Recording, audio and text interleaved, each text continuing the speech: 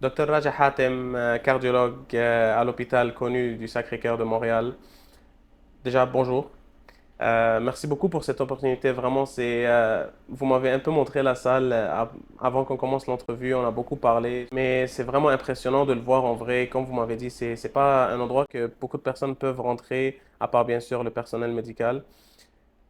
La première question que j'aimerais vous poser, c'est qui le docteur Raja Hatem? C'est quoi son rôle à cet endroit? Bien sûr, quand je dis à cet endroit aussi, et on le voit sur la caméra, mais nous expliquer un peu cette salle, elle sert à quoi?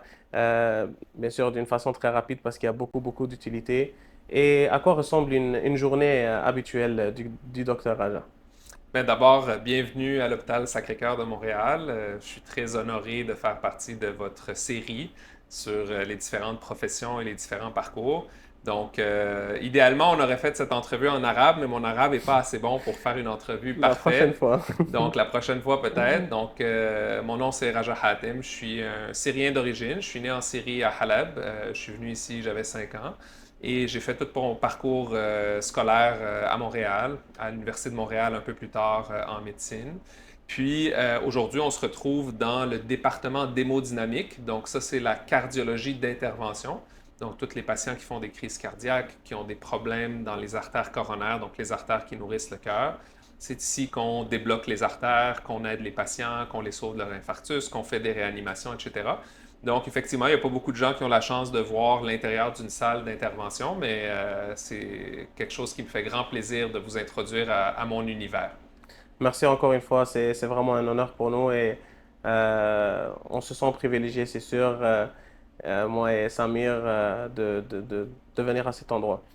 Vous avez un peu parlé de votre parcours, de comment vous avez où vous avez étudié, mais est-ce que vous pouvez nous expliquer, comme vous m'avez un peu expliqué avant le début de l'entrevue, le parcours n'était pas très facile, il n'était pas directement à la médecine. Euh, Vous avez peut-être rencontré des défis, nous expliquer un peu plus sur le sujet. Oui, mais en fait, c'est une bonne question. Mon parcours a commencé donc à l'âge de 5 ans quand on est arrivé à Montréal. Je parlais pas français encore, donc je Ok, parlais juste arabe dans ce temps-là. Je devais parler d'ailleurs beaucoup mieux que maintenant, mais on a commencé par un cours de francisation. ok. Donc, c'est la première chose que mes parents m'ont inscrite quand on est arrivé en 1988. Après l'année de francisation, j'ai intégré le réseau scolaire québécois. Donc, je suis rentré en première année primaire. J'ai fait 6 années primaires à l'école Augustin Rochelli, une école privée de sœurs italiennes religieuses. Ensuite, j'ai fait mon secondaire cégep à l'école Jean de Brébeuf, qui est une bonne école dans le quartier Outremont. Puis ensuite de ça, j'ai complété ma formation à l'Université de Montréal. Donc après le cégep, mes notes n'étaient pas assez élevées pour entrer en médecine parce que je sortais beaucoup, je socialisais, etc. Puis j'avais peut-être pas la maturité non plus nécessaire. Donc je suis rentré en sciences biomédicales, qui est un programme qui est spécialisé en biologie moléculaire, biologie chimique, biologie génétique. En tout cas, c'est des cours de bio et de physiologie humaine. Donc une fois en sciences biomédicales, mes notes ont monté. Et ça m'a permis d'appliquer en médecine par la suite et de rentrer en médecine. Je suis rentré en médecine donc en 2005 et j'ai complété ma médecine au campus de Trois-Rivières, qui était le nouveau campus de l'Université de Montréal. Donc de 2005 à 2009, j'ai fait ma médecine là-bas. Puis ensuite de ça, ben, j'ai décidé d'aller en cardiologie. J'ai toujours aimé la cardiologie. J'ai fait un stage à l'Institut de cardio de Montréal et je suis tombé en amour avec cette profession. Il y avait aussi un cousin à ma mère, le docteur Abed Ahwati, qui était un modèle pour moi comme cardiologue syrien. Et j'ai choisi la cardiologie. C'est un programme de résidence de 6 ans. Hmm. On fait 3 années de médecine interne, suivi de 3 années de cardiologie. Et ensuite de ça, en cardiologie, ben, j'aimais beaucoup travailler avec mes mains. J'aimais beaucoup l'intervention, l'adrénaline, des infarctus, etc.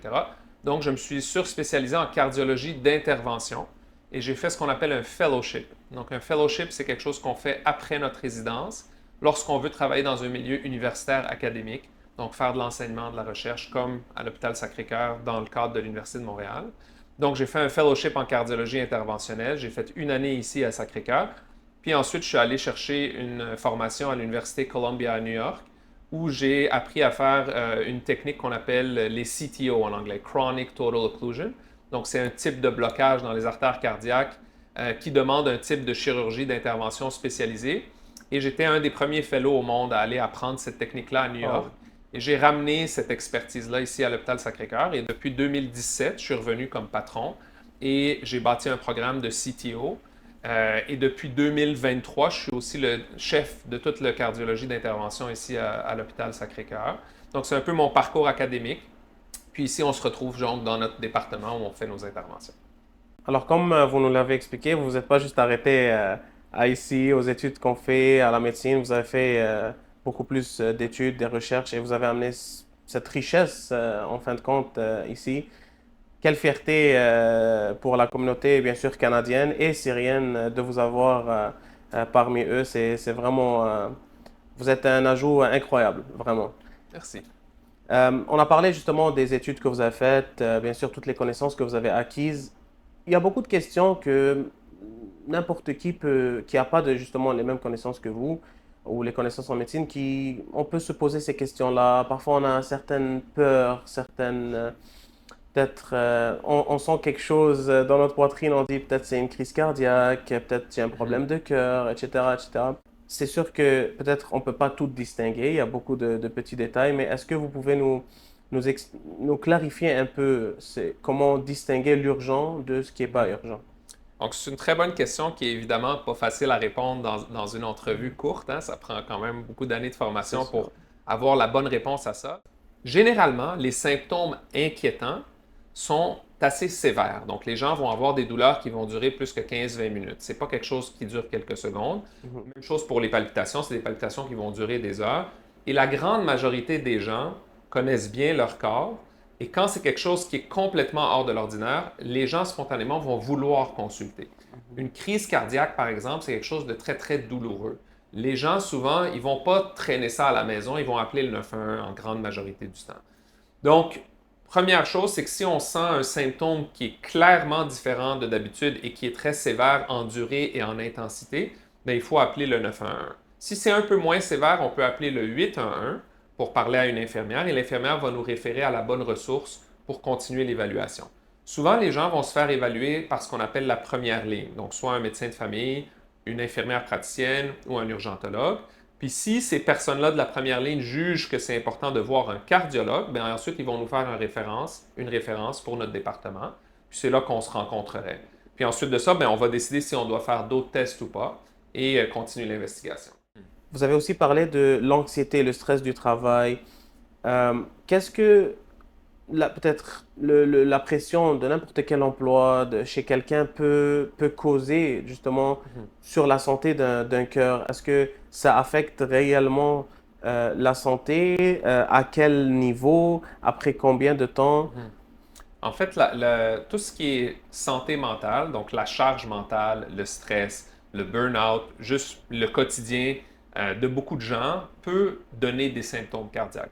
Souvent, notre cerveau, s'il est surmené et qu'on ne l'écoute pas, c'est-à-dire qu'on ne se permet pas du repos, que ce soit au travail ou dans notre vie personnelle, bien, des fois, le cerveau va se mettre à envoyer des signaux d'alarme qui sont souvent des symptômes cardiaques.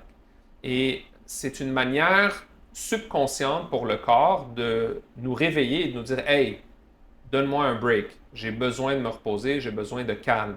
Donc souvent, l'anxiété, le surmenage, la charge mentale, c'est quelque chose qui peut directement affecter le cœur et qui donne des symptômes cardiaques. Comme je disais tout à l'heure, ce n'est pas nécessairement en lien avec une maladie cardiaque, mais c'est un symptôme de quelque chose d'autre. Mhm. Donc, il faut être ouvert à l'idée qu'on est tous humains, on est tous faillibles et qu'on a tous besoin de repos à un moment donné ou l'autre. Vous savez, nous, vous venez d'un background syrien, moi la même chose, quelques communautés dans le monde. Il faut que nos mères nous disent, il faut que tu manges de ça, c'est mieux pour ton cœur, c'est mieux pour ta santé en général, l'huile d'olive, c'est mieux que l'huile, etc. Il y a beaucoup de conseils qui nous donnent, mais en réalité, comment nos habitudes alimentaires peuvent affecter aussi la santé de notre cœur? Est-ce que on entend beaucoup dire il faut pas trop manger, il faut pas manger beaucoup aussi, c'est sûr, vous savez maintenant, surtout ici à Montréal, il y a beaucoup de fast-food, beaucoup de restauration rapide. À quel point, justement, on revient aux habitudes alimentaires, peuvent affecter aussi la Mhm. santé de notre cœur? Donc, très bonne question. Donc, d'abord, je ne suis pas nutritionniste, mais je vais vous donner les meilleurs conseils pour la santé cardiovasculaire. Effectivement, je suis syrien et je suis biaisé. Je trouve qu'on a la meilleure cuisine au monde, hein. La cuisine Effectivement. méditerranéenne, syrienne, libanaise, pour moi, c'est ce qu'il y a de meilleur au monde, en termes de goût surtout, mais en termes aussi de partage, la manière qu'on mange, les mezés, les entrées, les plats principaux, etc. Le plus important quand on parle d'alimentation, premièrement, c'est de manger de la cuisine qui est préparée à la maison. Mm. Donc, limiter le plus possible l'achat de produits transformés, de produits riches en sel, la bouffe en restauration aussi rapide, justement, c'est quelque chose à déconseiller. Ensuite de ça, le deuxième conseil au niveau des quantités et des portions, c'est de respecter notre faim. Puis pour respecter notre faim, il faut essayer de ne pas manger trop vite. Quand on mange trop vite, on ne laisse pas le temps aux signaux de satiété de se rendre au cerveau et de nous dire ah, je n'ai plus faim. Donc, prendre son temps en mangeant, parler à ses interlocuteurs, profiter du moment en famille, etc. Puis, dans ce qu'on mange, en fait, le plus important, c'est d'essayer de tendre vers des diètes plus végétariennes. Ça ne veut pas dire de ne pas manger de la viande de temps en temps, un steak, un méchoui, un shish kebab de temps en temps, il n'y a pas de problème. Mais pour la santé cardiovasculaire, quelqu'un qui a déjà fait un événement cardiaque, on recommande de tendre plus vers des diètes végétariennes. Directement, puisqu'on est en train de parler des habitudes alimentaires, on entend aussi que parfois aussi la santé du cœur est extrêmement reliée à nos dents. Mhm. Est-ce que c'est quelque chose qui est réel? En fait, c'est aussi une très bonne question. Puis ça donne que ma femme, elle est dentiste. Elle est dentiste pour les enfants. Fait que c'est un sujet qui nous intéresse beaucoup. Puis effectivement, l'hygiène buccale, l'hygiène bucco-dentaire est très, très importante pour les maladies cardiaques. La bouche peut être un point d'entrée très important pour les infections bactériennes. On a beaucoup, beaucoup de bactéries dans notre système digestif, incluant dans notre bouche, dans notre salive. Et si on a des dents qui ne sont pas en santé, qu'on a des abcès, des caries, etc., ça peut être des portes d'entrée vers la circulation sanguine pour ces bactéries-là. Et ces bactéries peuvent aller se loger sur les valves cardiaques ou dans le cœur et causer ce qu'on appelle des endocardites. Donc, c'est des infections de certaines valves cardiaques. Puis ça peut mener à des destructions de valves cardiaques. Donc, oui, l'hygiène bucco-dentaire est très importante et est en lien avec certaines maladies cardiaques. Plus on avance dans notre vie, plus on voit que comment presque toutes nos habitudes de vie, tout ce qu'on fait, il faut y faire attention. Il faut Mhm. vraiment pas rien ne prendre à la légère parce que ça revient même quand on vient de dire que qu'est-ce qu'on mange et nos dents sont directement reliées à, je sais pas qu'est-ce que vous pourriez dire ou qu'est-ce qui est votre Mhm. opinion, mais je pense que le cœur c'est l'organe le plus important de notre corps. Alors je trouve que c'est vraiment important d'y faire attention. Euh, vous avez dit que votre femme est dentiste et elle travaille avec les enfants. C'était justement ma prochaine question. On entend aussi beaucoup parler à travers le monde qu'il y a des enfants qui ont des problèmes cardiaques. Mhm. Euh, un peu plus tôt, vous avez dit que peut-être pour un jeune de 23 ans, une crise cardiaque, c'est un peu rare. Est-ce qu'il y a des causes qui font en sorte que les enfants ont des problèmes cardiaques ou qui naissent avec ces maladies Mhm. ou est-ce que c'est quelque chose après la naissance, directement après la naissance? Je sais que dès la naissance, le corps du bébé est très, très fragile Mhm. et si quelqu'un est enrhumé, il ne faut pas s'approcher de lui. Est-ce Mhm. que c'est quoi qui cause ces maladies chez les très jeunes? En fait, ça, c'est le chapitre de ce qu'on appelle les cardiopathies congénitales. Donc, Mhm. effectivement, il y a certaines conditions génétiques ou certaines conditions cardiaques qui peuvent apparaître à l'état fœtal, puis à l'état de nouveau-né. Et il y a certaines maladies qui ont besoin de plusieurs chirurgies, par exemple dans l'enfance, suite à la naissance, pour réparer les différents problèmes à l'intérieur du cœur. C'est un peu complexe à expliquer parce qu'il y a plusieurs maladies infantiles ou cardiaques. Mais en grande majorité, ces maladies-là sont traitables en 2026. Il y a beaucoup de chirurgies qui sont faisables pour ce genre de pathologie. Puis la plupart de ces enfants-là vont avoir des très, très bons pronostics à moyen et long terme. Évidemment, il y a certaines maladies qui sont mortelles, qui sont très, très dangereuses, mais il y a beaucoup de cardiopathies congénitales pour lesquelles maintenant on a beaucoup de solutions et pour lesquelles les enfants grandissent et deviennent des adultes avec des vies quasiment normales. On va passer un peu du côté médical, des conseils médicaux, Mhm. vers les commentaires que certains patients, certaines personnes peuvent dire. On entend beaucoup que il y a beaucoup d'attentes aux hôpitaux, dans les cliniques, les médecins, peut-être ils veulent pas travailler. On a aussi vu dernièrement dans les nouvelles que les médecins ils veulent aller plus aux États-Unis, ils Mhm. veulent sortir du Canada. Euh, quel est votre avis sur cela? Est-ce qu'il y a une solution à ce problème? Mhm. En fait, c'est aussi un très gros sujet à aborder. Évidemment, on a vécu tout le débat autour de la loi 2 récemment, la loi 2 qui a laissé beaucoup de traces sur le personnel du terrain, une loi qui nous a beaucoup blessés pour les médecins spécialistes, mais les médecins de famille aussi, parce que de toutes les personnes que je connais, puis je connais beaucoup de médecins, je connais personne qui veut pas travailler ou qui finit sa journée à 2 heures. Ça existe juste pas dans le monde que je côtoie. Donc déjà, les médecins travaillent extrêmement fort, autant en spécialité qu'en médecine familiale, puis je pense que c'est important de le souligner. L'autre chose qui est importante de souligner, c'est qu'on est extrêmement chanceux d'être soigné au Canada. Pour avoir eu la chance de donner des conférences un peu partout dans le monde, de voyager, d'avoir travaillé aux États-Unis, le système de santé qu'on a n'est pas parfait. Il est très, très imparfait. Il y a beaucoup de choses qu'on peut améliorer, mais on est quand même très, très chanceux. Puis je pense qu'une des choses que les gens ne réalisent pas, c'est combien d'argent ça coûte en 2026 soigner certaines maladies ou certaines pathologies. Et quand on est dans un système gratuit, c'est comme si on oubliait la valeur des choses. Et travailler dans un système où les soins sont gratuits pour les riches et les pauvres, pour moi, c'est quelque chose qui est éthiquement très important, auquel je crois beaucoup. Ceci étant dit, il y a beaucoup d'améliorations à faire. Effectivement, l'accès aux soins est problématique dans certaines circonstances, mais ce qu'il faut comprendre, c'est que dans n'importe quelle situation urgente, et moi, en cardio, on est chanceux parce que les infarctus, par exemple, les patients, du moment qu'ils appellent le 911 pour une douleur à la poitrine et que c'est un infarctus, souvent 35 minutes plus tard, l'artère est débloquée et ils sont dans leur lit. Wow. Il n'y a pas d'attente. Donc, n'importe quel diagnostic urgent, lorsqu'un patient se présente, il ne va pas attendre 10-12 heures et plus. Les gens qui attendent, malheureusement, c'est des problèmes qui ne sont pas urgents, qui auraient pu être souvent gérés en première ligne. Le problème d'accès à la première ligne est réel, puis il faut une réorganisation, il faut digitaliser le système, il faut informatiser beaucoup mieux les soins de santé en général, puis c'est des choses qui s'en viennent dans les prochaines années. Au niveau des budgets de santé, effectivement, c'est des budgets qui explosent, mais c'est parce que la technologie avance beaucoup. Aujourd'hui, le pronostic de vie est beaucoup plus long qu'il l'était il y a même 30-40 ans, et on fait des choses qui sont beaucoup plus technologiquement avancées que ce qu'on faisait avant, et ces choses-là, malheureusement, coûtent cher. Et quand on est dans un système public, bien effectivement, le budget alloué à la santé est porté à grossir, d'autant plus qu'on a la population la plus vieille au Canada, ici au Québec. Donc, toutes ces raisons-là font en sorte que oui, le budget pour la santé augmente. Les délais, malheureusement, sont encore sous-optimaux pour les causes non urgentes, mais c'est des choses sur lesquelles on travaille très fort. J'aimerais que cette entrevue soit de plusieurs heures. Il y a beaucoup, beaucoup de choses qu'on pourrait apprendre, de conseils et le temps nous le permet pas malheureusement. Avant de terminer, est-ce que vous avez des petits conseils rapides à nous donner à n'importe qui pour garder ou améliorer la santé de notre cœur? Et comme on en a parlé le début, que votre parcours n'a pas été facile. J'ai beaucoup d'amis qui ont eu des parcours aussi un peu Mhm. difficiles. J'en ai qui sont en train de le faire. Et même les prochaines générations, est-ce que vous avez aussi des conseils pour on va dire, ces jeunes ou ces personnes-là qui voient un peu leurs défis devant eux et qui disent, ah, c'est impossible à faire. Est-ce que vous avez quelque chose à leur dire? Parfait. Mais en fait, pour ta première question, pour les conseils de base, je te dirais le plus important, c'est d'être actif physiquement. Mhm. Donc, je sais que des fois, pour les communautés méditerranéennes, ça veut dire aller marcher au Rockland, ça compte pas comme une activité physique. Il faut vraiment faire du sport. On recommande 30 à 40 minutes d'activité cardiovasculaire 3 à 4 fois par semaine.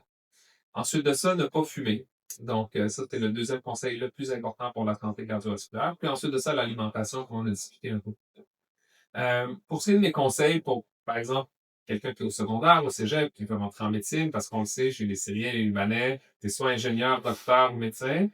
La première chose que je vous dirais, c'est assurez-vous d'aimer vraiment ça. Parce que quand on rentre en médecine, c'est vraiment une passion. On passe énormément de temps à l'hôpital, il y a beaucoup de sacrifices familiaux, mais c'est une des plus belles jobs du monde. Moi, je suis chanceux, je remercie le ciel à tous les jours que mes parents sont venus ici, que j'ai pu étudier ici, puis faire ce que je fais aujourd'hui.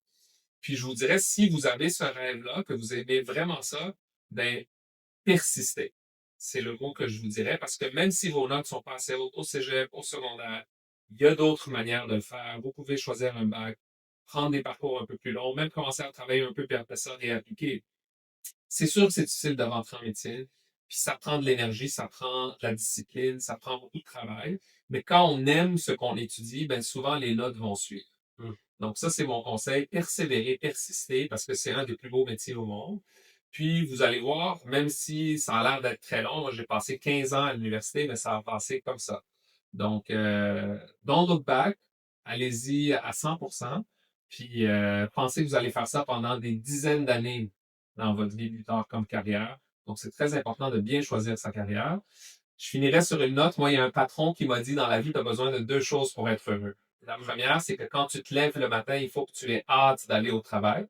Et la deuxième, c'est que vers 4h30, 5h, il faut que tu aies hâte de rentrer à la maison.